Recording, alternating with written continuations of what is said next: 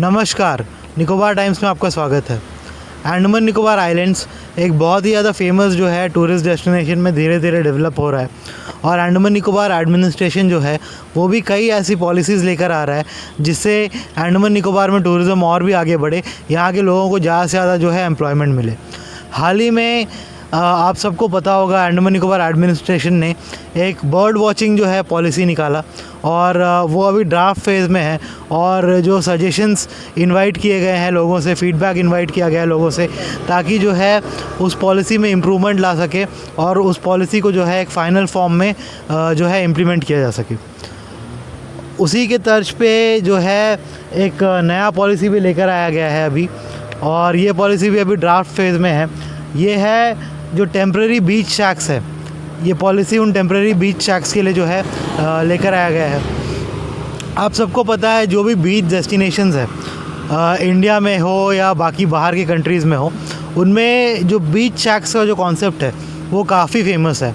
आप गोवा जाएंगे या और भी कई बीच डेस्टिनेशन आप जब जाएंगे तो जो बीच शैक्स है वो काफ़ी अट्रैक्ट करता है टूरिस्ट को, और टूरिस्ट के लिए एक जो है रिक्रिएशन का जो है वेन्यू भी वो प्रोवाइड करता है।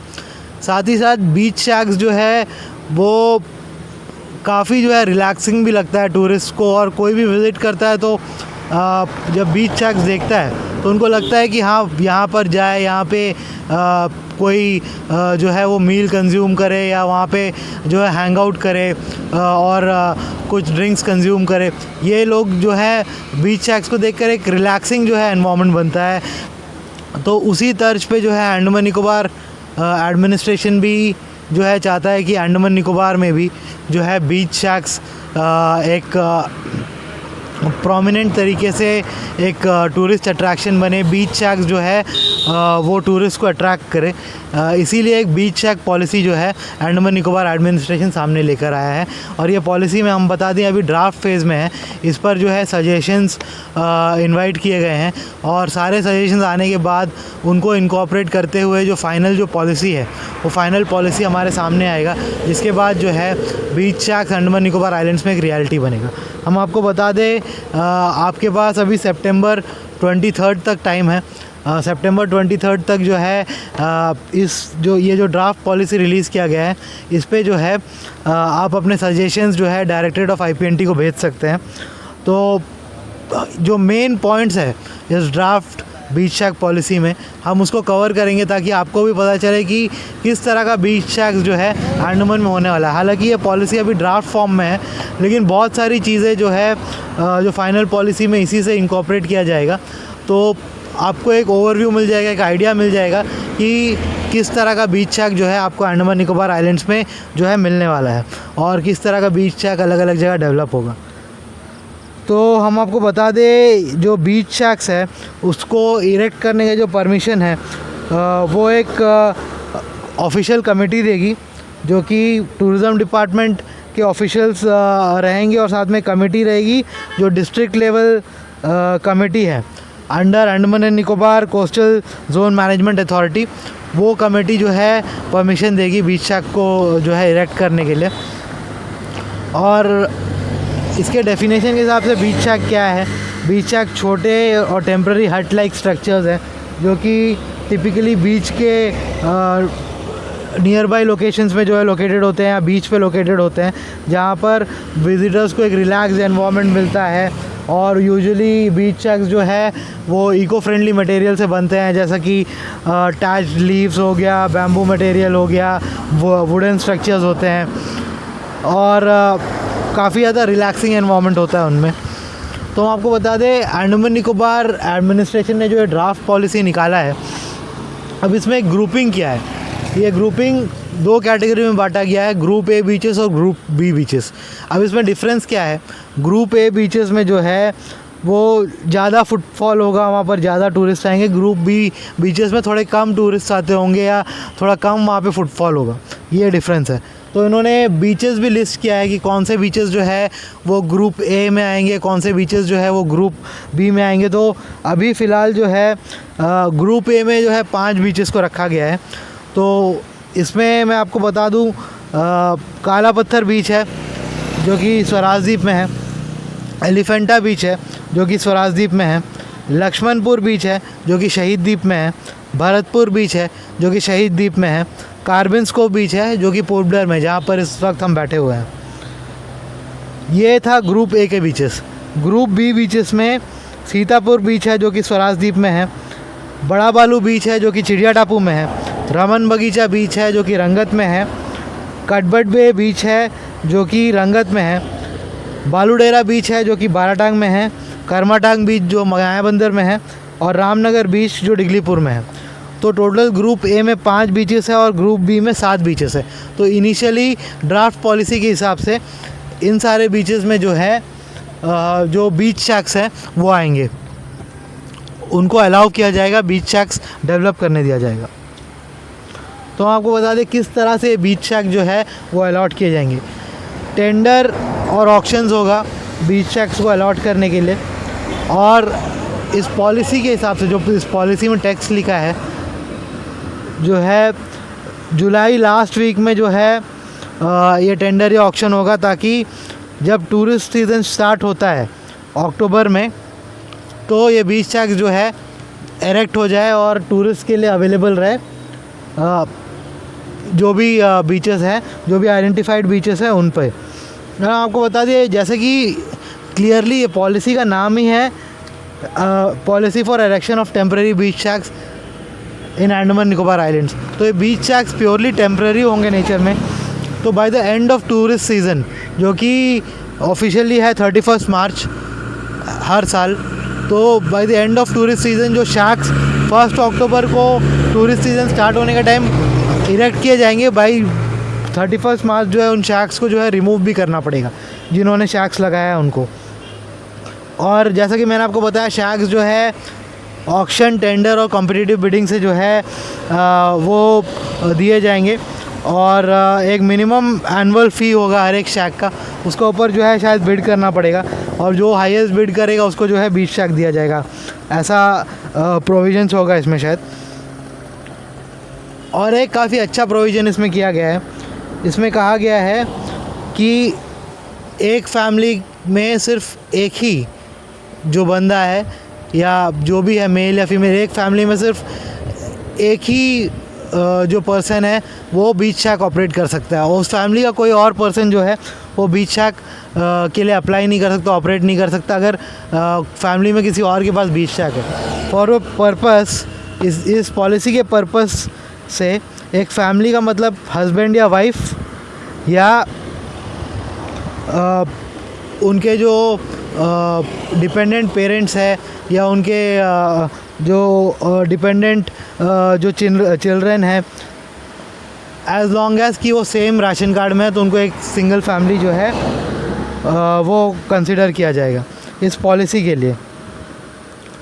और एक चीज़ जो इस पॉलिसी में रखी गई है वो ये है कि अगर आप किसी भी और बिज़नेस प्रोफेशन में डायरेक्टली या इनडायरेक्टली इन्वॉल्व हो तो आप इस बीच शैक के लिए अप्लाई नहीं कर सकते। सिर्फ अनएम्प्लॉयड लोग ही इस बीच शैक के लिए जो है अप्लाई कर सकते हैं, और किसी भी एम्प्लॉयमेंट में या किसी भी प्रोफेशन में आप डायरेक्टली और इनडायरेक्टली जो है इन्वॉल्व नहीं हो सकते। और इसमें बिज़नेस और सब कुछ इन्वॉल्व है, मतलब आपके पास आप किसी तरह से मतलब अर्न ना कर रहे हो, किसी तरह से भी अगर आप अर्न करते हैं तो आप इसमें जो है बीच शैक के लिए आप अप्लाई नहीं कर सकते। तो आगे हम आपको बता दें इसमें और एक क्लॉज जो दिया गया है, अगर किसी के ऊपर किसी भी तरह का क्रिमिनल केस है, ठीक है, और उनके वो क्रिमिनल केस जो है किसी भी कोर्ट ऑफ लॉ में पेंडिंग है, यानी कि चार्जशीट पेंडिंग है उनके अगेंस्ट किसी भी कोर्ट ऑफ लॉ में, या कोई भी क्रिमिनल केस किसी के ऊपर है, तो उनका एप्लीकेशन भी रिजेक्ट कर दिया जाएगा, उनको भी जो है बीच शैक नहीं दिया जाएगा इस ड्राफ्ट पॉलिसी के हिसाब से। आगे बढ़े तो इसका एप्लीकेशन फॉर्म फ़ीस रहेगा, जो कि आप auction tender application form fees रहेगा 10,000 रुपये। ये नॉन रिफंडेबल रहेगा, यानी कि अगर आपको ऑक्शन टेंडर में पार्टिसिपेट भी करना है 10,000 रुपये आपको डालने पड़ेंगे, जो भी पार्टिसिपेट करे, और नॉन रिफंडेबल मिलेगा आपको, रहेगा ये। आपको बीच शैक अलॉट हो या ना हो, आप सक्सेसफुल हो या ना हो टेंडर में, ये जो फ़ीस है ये नॉन रिफंडेबल रहेगा। साथ ही साथ एक मिनिमम जो है रिजर्व्ड एनुअल फ़ी भी जो है बीच शैक्स के लिए इसी पॉलिसी में, ड्राफ्ट पॉलिसी में प्रिस्क्राइब किया गया है। और ग्रुप ए बीचेस के लिए फर्स्ट ईयर के लिए 40,000 होगा फ़ीस, सेकेंड ईयर में ये 50,000 हो जाएगा। ग्रुप बी बीचेस के लिए 25,000 होगा फर्स्ट ईयर में, और सेकेंड ईयर के लिए 30,000 होगा। तो ये मिनिमम रिज़र्व फ़ी है, इसके ऊपर जो है आपको बिड करना पड़ेगा, इतना आपको मिनिमम जो है वो पे करना ही पड़ेगा। इसके आगे जो है आप जितना बिड करेंगे इसके ऊपर, उसके हिसाब से अगर आप सक्सेसफुल होते हैं तो आपको जो है पे करना पड़ेगा। मिनिमम ग्रुप ए बीचेस के लिए 40,000 फर्स्ट ईयर के लिए, 50,000 सेकेंड ईयर के लिए। ग्रुप बी बीचेस के लिए 25,000 फर्स्ट ईयर के लिए, 30,000 सेकेंड ईयर के लिए। एक सिक्योरिटी डिपॉज़िट भी जो है आपको जमा कराना पड़ेगा 30,000 का, अगर आप सक्सेसफुल हो गए तो। और अब बात करते हैं साइज़ की, कि साइज़ कितना रहेगा इन बीच शैक्स का। तो जो प्रिस्क्राइब्ड साइज़ है इस पॉलिसी के हिसाब से वो होगा 12 मीटर्स लेंथ में, 8 मीटर्स ब्रेड्थ में, और 3.5 मीटर्स हाइट में, इंक्लूडिंग अगर आप रूफ़ के ऊपर किसी भी तरह का बोर्ड भी लगाते हैं तो 3.5 मीटर्स हाइट में होगा। बीच शैक्स को जो है इको फ्रेंडली मटेरियल जैसे बैम्बू, वुडन पोल्स, टैच्ड लीव्स, ठीक है ना, टैच्ड बैम्बू मैट रूफिंग, इससे बनाया जाएगा as far as possible policy के हिसाब से। और अगर वुड का कमी है, अगर इन मटेरियल्स में कमी है, तो फिर सिंथेटिक, स्टील, नायलॉन फैब्रिक, ये सब यूज़ किया जा सकता है। कोई भी कॉन्क्रीट स्ट्रक्चर नहीं बनाने दिया जाएगा, कॉन्क्रीट फ्लोरिंग नहीं करने दिया जाएगा, वो सब जो है बीच शैक्स में अलाउड नहीं होगा।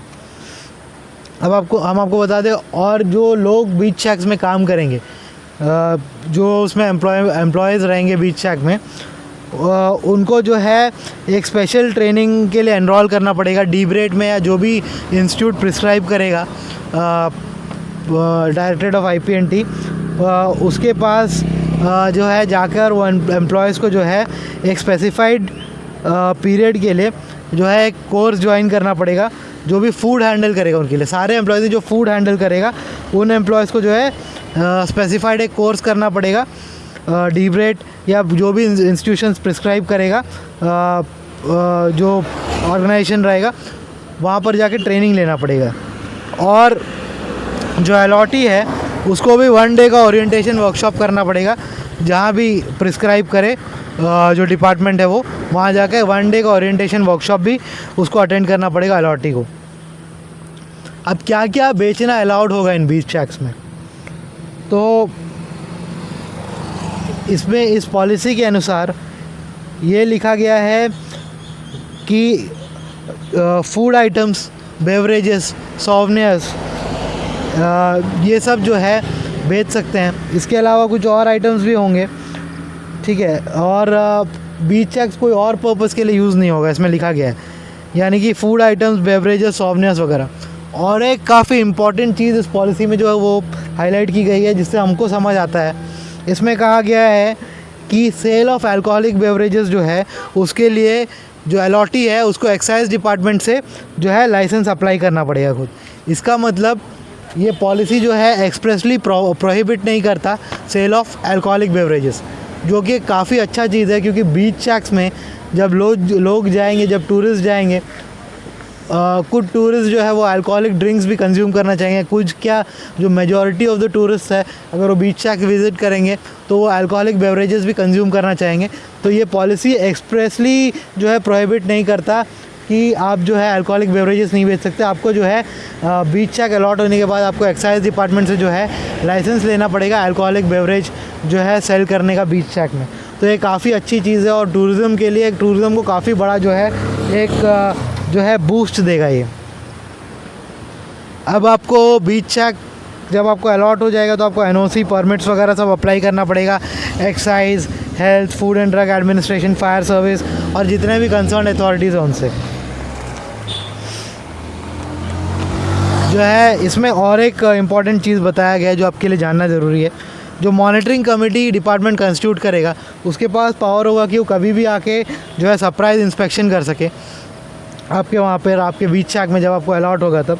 और अगर 3 कंसेक्यूटिव इंस्पेक्शंस में आप बीच शैक में नहीं पाए गए, जो अलॉटी है जिसको अलॉट किया गया वो बीच शैक में अपना नहीं पाया गया, तो उसका जो परमिट है वो कैंसिल कर दिया जाएगा 3 कंसेक्यूटिव इंस्पेक्शंस में। यानी कि सपोज़ आज इंस्पेक्ट करने के लिए आए, फिर 2 महीने बाद फिर आए, फिर और 3 महीने बाद फिर आए, तो ये 3 इंस्पेक्शंस में अगर वो अलॉटी वहाँ पे प्रेजेंट नहीं होता है तीनों इंस्पेक्शन में, तो फिर उनका बीच शैक जो है उनका परमिट जो है कैंसिल कर दिया जाएगा।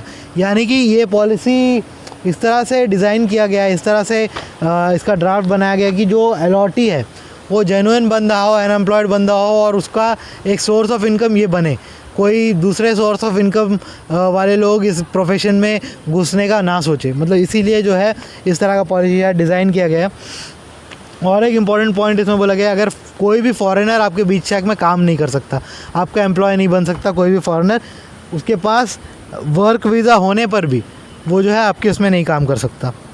जो टाइम रहेगा बीच शैक का ये इसमें प्रिस्क्राइब किया गया है पॉलिसी में, सुबह 7 बजे से रात को 10 बजे तक टाइम रहेगा, ये ड्राफ्ट पॉलिसी में दिया गया है। साथ में कोई डीजी सेट नहीं चलाया जाएगा बोल रहे हैं पॉलिसी के हिसाब से, कोई डीजी सेट यानी कि डीजल जनरेटर सेट नहीं चलाया जाएगा बीच शैक के अगल बगल, कोई कुछ अलाउड नहीं रहेगा इस तरह का, क्योंकि इलेक्ट्रिसिटी का उनको कंसर्न डिपार्टमेंट से खुद अरेंज, यानी इलेक्ट्रिसिटी डिपार्टमेंट से आपको इलेक्ट्रिक कनेक्शन लेना पड़ेगा।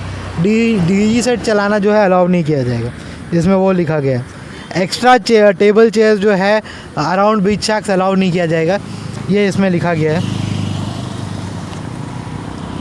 पोर्टेबल टॉयलेट्स का फैसिलिटी देना पड़ेगा।